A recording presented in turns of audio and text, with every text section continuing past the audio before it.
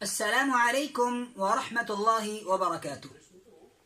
سامعین کرام، حدیث رسول سے استفادے اور استناد کے لیے چند ایک ضروری امور ہیں جن کا میں آپ کے سامنے ذکر کرنا چاہتا ہوں، اور وہ امور یہ ہیں کہ اللہ کا نازل کردہ دین ایک ہی دین ہے، اور وہ دین اسلام ہے، کیونکہ اللہ تعالیٰ نے قرآن مجید میں ارشاد فرمایا ہے ان الدین عند اللہ الاسلام، اللہ کے نزدیک اگر کوئی دین ہے تو وہ دین اسلام ہے۔ اور دوسرے مقام پر اللہ تعالیٰ فرماتے ہیں وَمَن يَبْتَغِ غَيْرَ الْإِسْلَامِ دِينًا، جو اسلام کے علاوہ کسی دوسرے دین کی چاہت اپنے دل میں رکھے گا فَلَن يُقْبَلَ مِنْهُ وَهُوَ فِي الْآخِرَةِ مِنَ الْخَاسِرِينَ، تو وہ دین اس سے قبول نہیں کیا جائے گا اور آخرت کے روز وہ خسارہ پانے والوں میں سے ہوگا۔ اسی دین کو تھامنے کا اللہ تعالیٰ نے حکم دیا ہے، اور جدا جدا ہونے کا، گروہوں میں بٹنے کا، جماعتوں میں بٹنے سے اللہ تعالیٰ نے منع فرمایا ہے۔ وَاعْتَصِمُوا بِحَبْلِ اللَّهِ جَمِيعًا وَلَا تَفَرَّقُوا، اپنے رسول کے ذریعے اللہ تعالیٰ نے یہ بھی اعلان کروایا ہے کہ یہ دین اللہ کی رسی ہے اور اس دین کو مضبوطی سے تھام لو، وَلَا تَفَرَّقُوا، اور تفرقے میں مت پڑو۔ اور یہ بھی فرمایا وَأَنَّ هَذَا صِرَاطِي مُسْتَقِيمًا فَاتَّبِعُوهُ وَلَا تَتَّبِعُوا السُّبُلَ فَتَفَرَّقَ بِكُمْ عَنْ سَبِيلِي، یہ دین، یہ میرا راستہ ہے، تم اس کی پیروی کرو اور دوسرے راستوں کے پیچھے نہ لگو، ان کے پیچھے نہ چلو۔ یہ راستے جو اس راستے کو چھوڑ کر ہوں گے وہ تمہیں سیدھے راستے سے دور لے جائیں گے، سیدھے راستے سے پلٹا دیں گے، اسی راستے کی پیروی کرنی ہے۔ سامعین کرام، حدیث سے استفادے کے لیے دوسرا امر یہ ہے کہ قرآن مجید میں اللہ تعالیٰ نے متعدد مقامات پر تفرق سے روکا ہے۔ تفرق اس کا مطلب ہے فرقوں میں اور گروہوں میں بٹ جانا۔ اس کے علاوہ نبی کریم صلی اللہ علیہ وآلہ وسلم نے ایک ہی راستے پر چلنے کی تلقین فرمائی ہے اور دوسرے تمام راستوں سے اجتناب کرنے کا حکم دیا ہے، بلکہ یہاں تک دوسرے تمام راستوں کو اللہ کے رسول صلی اللہ علیہ وآلہ وسلم نے غلط قرار دیا ہے۔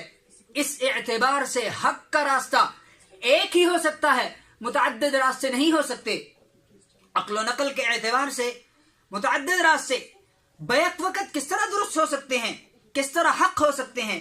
قرآن تو یہ کہتا ہے فَمَاذَا بَعْدَ الْحَقِّ إِلَّا الضَّلَالِ، حق کے آ جانے کے بعد کون سا ایسا راستہ ہے جو صحیح ہو؟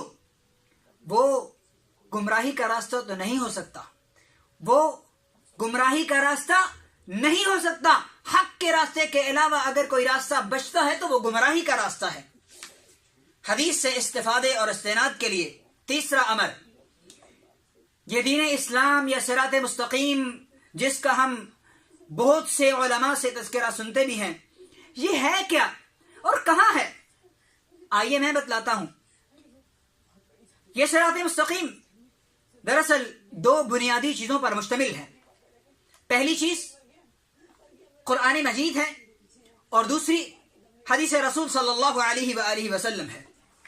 نبی کریم صلی اللہ علیہ وآلہ وسلم نے فرمایا ترکت فیکم امرین، میں تمہارے اندر دو چیزیں چھوڑ کر جا رہا ہوں، لن تضلوا ما تمسکتم بہما، تم اس وقت تک گمراہ نہیں ہو سکتے جب تک تم ان دونوں چیزوں کو مضبوطی سے تھامے رکھو گے۔ کتاب اللہ و سنت نبیہ، ایک اللہ کی کتاب ہے اور دوسرا اللہ کے نبی صلی اللہ علیہ وآلہ وسلم کی سنت ہے۔ حدیث سے استفادے کے لیے تیسرا امر، یہ جو دین ہے دین اسلام، یہ سابقہ دینوں کی طرح غیر محفوظ نہیں رہا۔ پہلے دینوں میں ان کے ماننے والوں نے تبدیلیاں کر دیں، تحریفیں کر دیں، لیکن یہ دین اللہ تعالیٰ نے نازل فرمایا تھا اور ساتھ یہ بھی اعلان کیا تھا کہ یہ دین قیامت تک آنے والے انسانوں کے لیے رشد و ہدایت کا نمونہ ہے، راہ نجات ہے، اور اس کا ذمہ حفاظت اللہ تعالیٰ نے خود لیا ہے۔ اِنَّا نَحْنُ نَزَّلْنَا الذِّكْرَ وَإِنَّا لَهُ لَحَافِظُونَ، اللہ تعالیٰ فرماتے ہیں کہ اس ذکر کو ہم نے نازل کیا ہے اور اس کے محافظ بھی، حفاظت کرنے والے بھی ہم ہی ہیں۔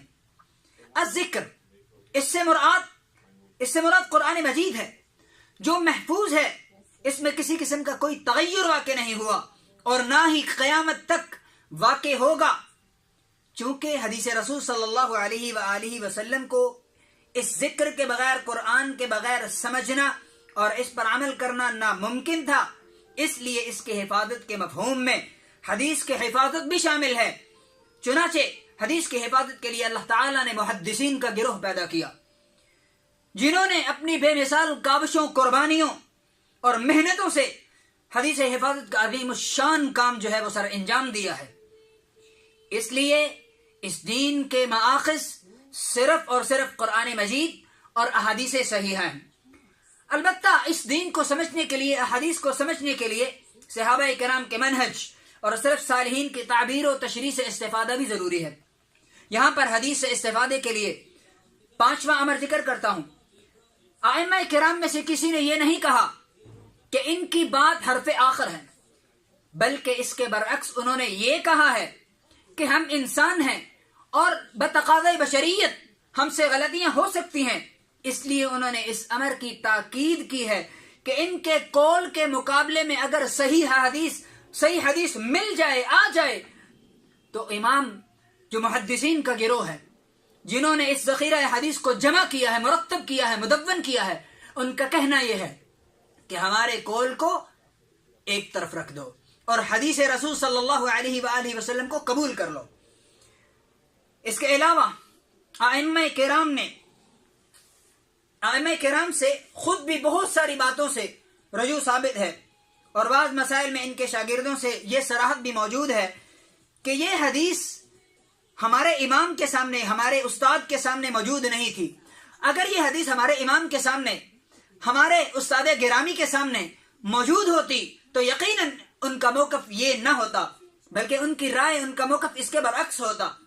اگر انہیں یہ حدیث مل جاتی تو یقیناً یہ جو رائے اس وقت موجود ہے وہ اس سے رجوع کر لیتے۔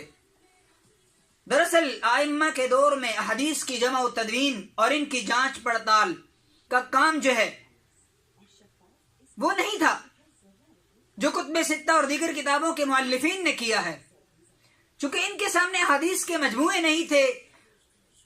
یہ جو صحاح ستہ ہے اور اسی طرح دوسرے حدیث کے مجموعے ہیں، وہ ان ائمہ کرام کے سامنے موجود نہیں تھے، اس لیے وہ اپنی اجتہادی خطا پر معذور بلکہ ماجور ہوں گے۔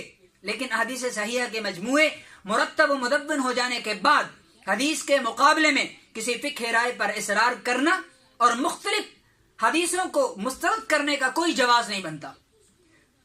حدیث سے استفادے کے لیے، استناد کے لیے 6واں امر، ان ائمہ کرام نے جنہوں نے حدیث کے ذخیرے کو مدون کیا ہے، ان کے شاگردان رشید نے بہت سارے مسائل میں دلیل کی بنیاد پر اپنے اساتذہ سے، اپنے ائمہ کرام سے اختلاف کیا ہے، اور اس اختلاف کے باعث کسی نے انہیں قابل مذمت نہیں گردانا، بلکہ یہ اختلاف ان کی حق گوئی اور علمی قابلیت پر محمول کیا گیا ہے۔